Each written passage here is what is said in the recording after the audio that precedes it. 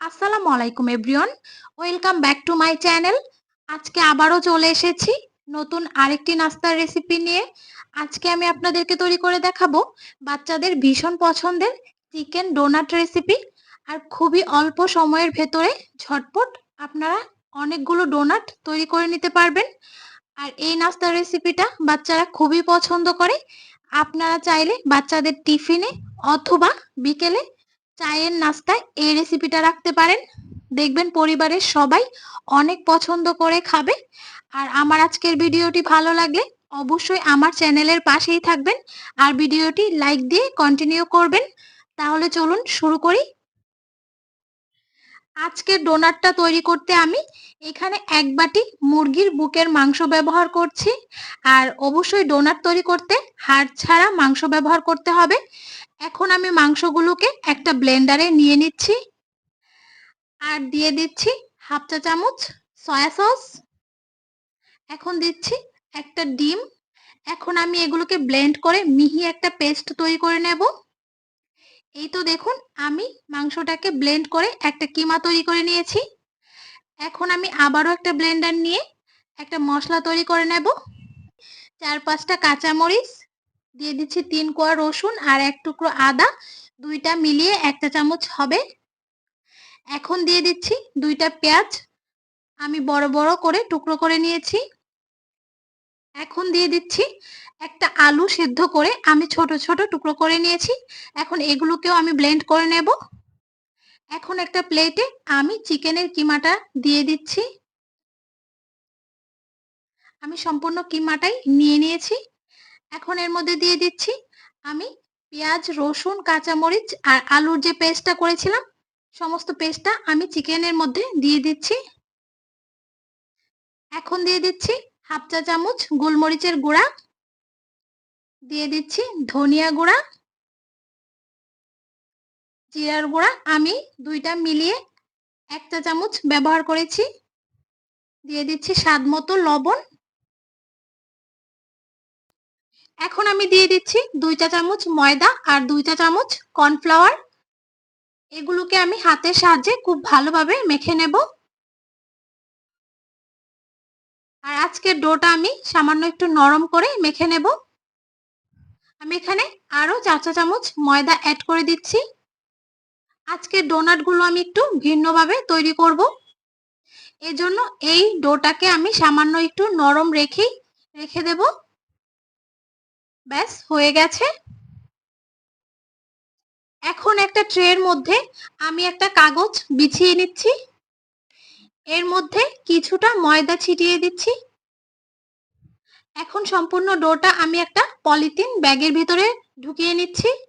আর আপনারা চাইলে পাইপিং ব্যাগের মধ্যে ডোটা দিয়েও ডোনাটগুলো তৈরি করে নিতে পারেন। আমি সম্পূর্ণ ডোটাই ব্যাগের ভেতরে দিয়ে দিচ্ছি।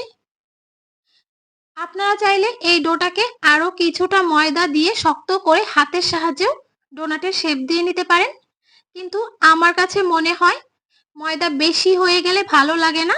চিকেনের পরিমাণটা বেশি থাকলেই ডোনাটটা খেতে বেশি ভালো লাগে।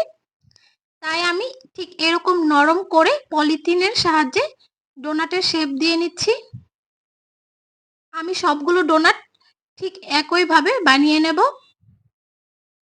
আর আপনাদের কাছে যদি আমার চ্যানেলের ভিডিওগুলো ভালো লাগে তাহলে অবশ্যই আমার চ্যানেলটা সাবস্ক্রাইব করবেন আর আমার চ্যানেলের পাশেই থাকবেন।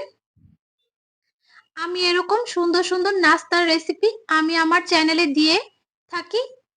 অবশ্যই আমার চ্যানেলটা ভিজিট করবেন, তাহলে হয়তোবা আপনাদের পছন্দের কোনো একটা নাস্তার রেসিপি আমার চ্যানেল থেকে পেয়ে যেতে পারেন।